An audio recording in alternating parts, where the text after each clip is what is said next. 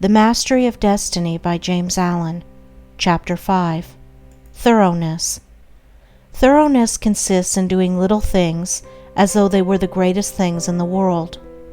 That the little things of life are of primary importance is a truth not generally understood, and the thought that little things can be neglected, thrown aside, or slurred over is at the root of that lack of thoroughness which is so common, and which results in imperfect work and unhappy lives. When one understands that the great things of the world and of life consist of a combination of small things, and that without this aggregation of small things the great things would be nonexistent, then he begins to pay careful attention to those things which he formerly regarded as insignificant. He thus acquires the quality of thoroughness, and becomes a man of usefulness and influence, for the possession or non-possession of this one quality may mean all the difference between a life of peace and power and one of misery and weakness.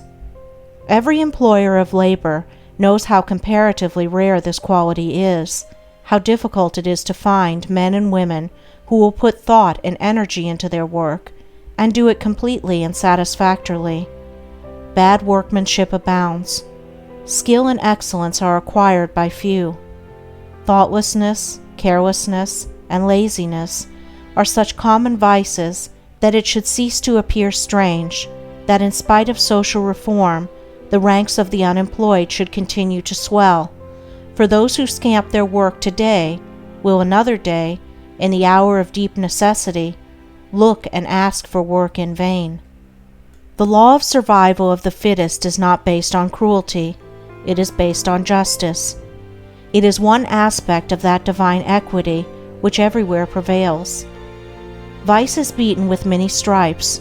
If it were not so, how could virtue be developed? The thoughtless and lazy cannot take precedence of, or stand equally with, the thoughtful and industrious. A friend of mine tells me that his father gave all his children the following piece of advice: whatever your future work may be, put your whole mind upon it and do it thoroughly. You need then have no fear as to your welfare, for there are so many who are careless and negligent that the service of the thorough man are always in demand. I know those who have, for years, tried in almost vain to secure competent workmanship in spheres which do not require exceptional skill, but which call chiefly for forethought, energy, and conscientious care. They have discharged one after another for negligence, laziness, incompetence, and persistent breaches of duty, not to mention other vices which have no bearing on this subject. Yet the vast army of the unemployed continues to cry out against the laws, against society, and against heaven. The cause of this common lack of thoroughness is not far to seek. It lies in that thirst for pleasure, which not only creates a distaste for steady labor, but renders one incapable of doing the best work, and of properly fulfilling one's duty. A short time ago, a case came under my observation, one of many such, of a poor woman who was given, at her earnest appeal, a responsible and lucrative position. She had been at her post only a few days when she began to talk of the pleasure trip she was going to have now she had come to that place. She was discharged at the end of a month for negligence and incompetence. As two objects cannot occupy the same space at the same time, so the mind that is occupied with pleasure cannot also be concentrated upon the perfect performance of duty. Pleasure has its own place and time, but its consideration should not be allowed to enter the mind during those hours which should be devoted to duty. Those who, while engaged in their worldly task, are continually dwelling upon anticipated pleasures, cannot do otherwise than bungle through their work, or even neglect it, when their pleasure seems to be at stake. Thoroughness is completeness, perfection. It means doing a thing so well that there is nothing left to be desired.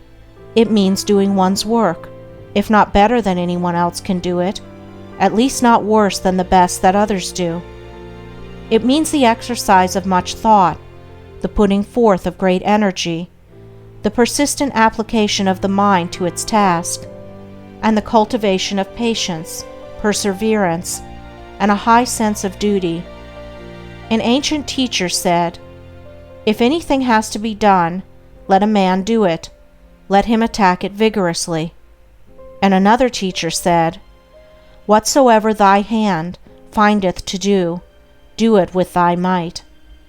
He who lacks thoroughness in his worldly duties will also lack the same quality in spiritual things. He will not improve his character. He will be weak and half-hearted in his religion, and will not accomplish any good and useful end. The man who keeps one eye on worldly pleasure and the other on religion, and who thinks he can have the advantage of both conditions, will not be thorough either in his pleasure-seeking or his religion, but will make a sorry business of both. It is better to be a whole-souled worldling than a half-hearted religionist. Better to give the entire mind to a lower thing than half of it to a higher.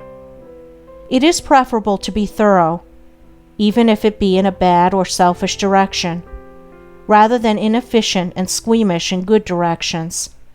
For thoroughness leads more rapidly to the development of character and the acquisition of wisdom.